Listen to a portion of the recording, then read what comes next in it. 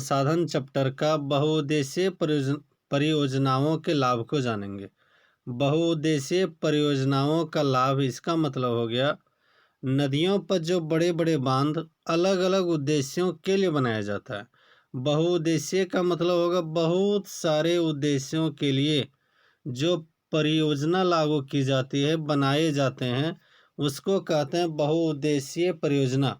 और उससे किस प्रकार का हमें लाभ है, उसी के बारे में आज हम लोग जानने का प्रयास करेंगे।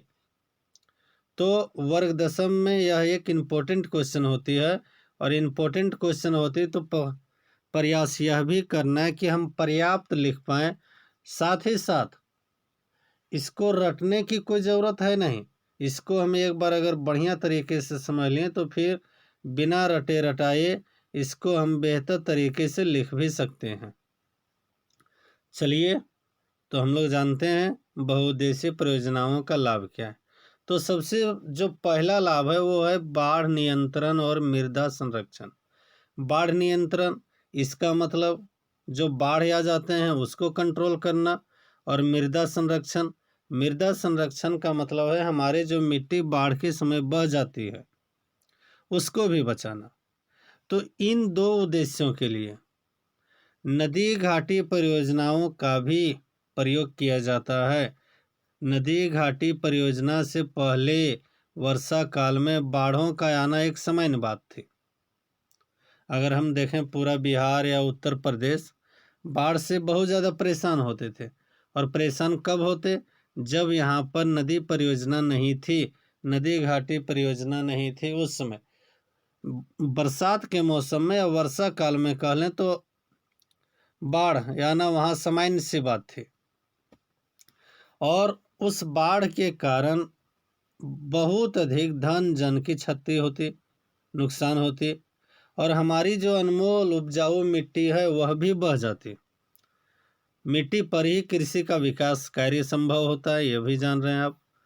अगर मिट्टी सब बह जाएगी तो फिर नीचे वाली जो मिट्टी निकलेगी वो उतने उपजाऊ नहीं होंगे, और अगर उपजाऊ नहीं होगा तो उससे हमारा कृषि विकास अस्थिर हो जाएगा।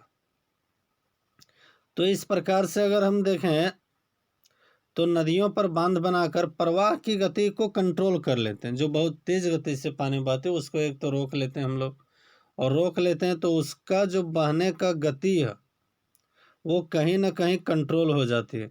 और उससे फिर जो है सो क्या होता है, बाढ़ नियंत्रण होता है। और जब बाढ़ नियंत्रण हो जाएगी तो फिर उससे मिट्टी का कटाव जो है रुक जाएगा।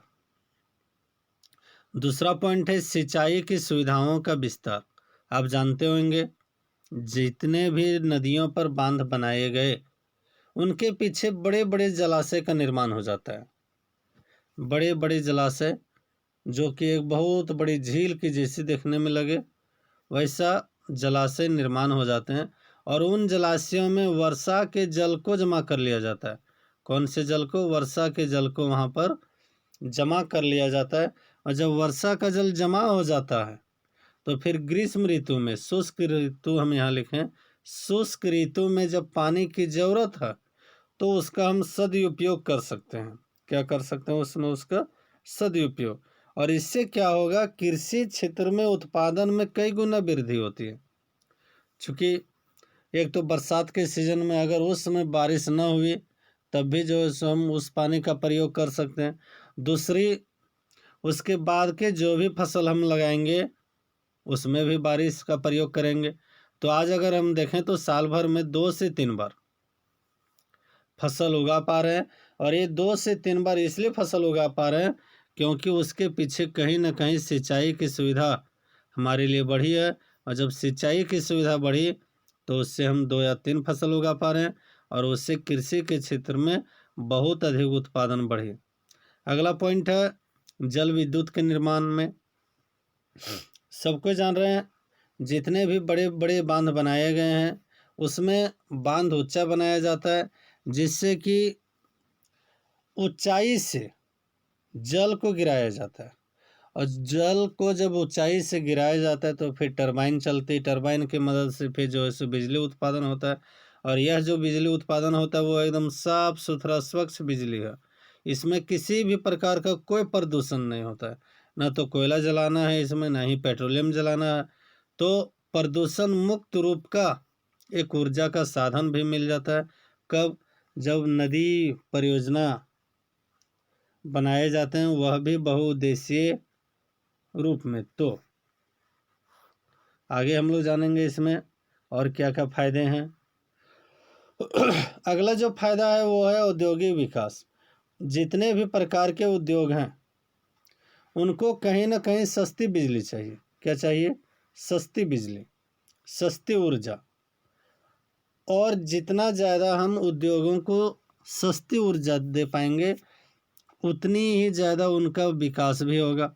दूसरी चीज़, अगर कुछ फैक्ट्रियां हम देखें तो उसमें जल की भी बहुत अधिक मात्रा में ज़रूरत होती है। जैसे लोहा की फैक्ट्री, लोहा अगर एक बार गर्म होगा तो फिर उसको ठंडा करने के लिए जल की आवश्यकता होती है।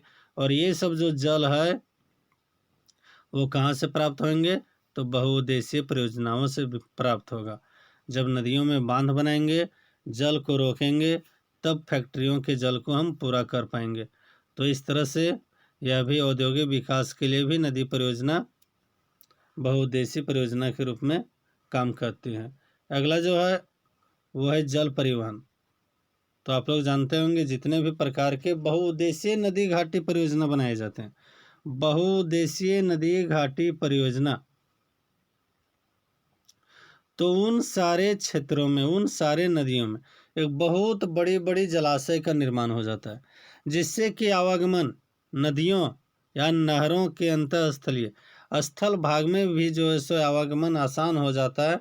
और उसके कारण परिवहन की जो सुविधा मिलती है वो सबसे सस्ते रूप होते हैं।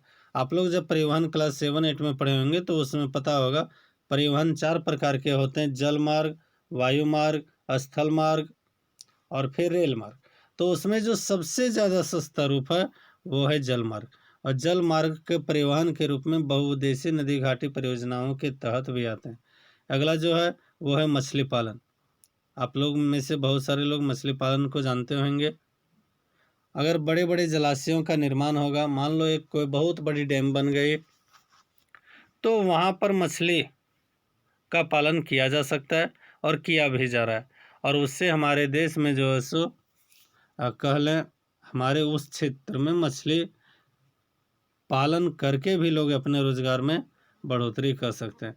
और भी इसमें आते हैं जैसे पर्यटन स्थल के रूप में विकसित करना। जितने भी प्रकार के डैम बांध बनाए जाते हैं, बहुत बड़ी संख्या में लोग सैलानी के रूप में वहाँ आते हैं उस नदी के बांध को देखने के लिए। कुछ लोग घूमने के लिए, नौका विहार करने के लिए, बहुत सारे प्रकार से आते हैं।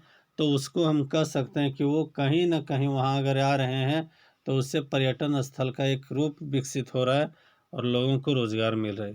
धन्यवाद।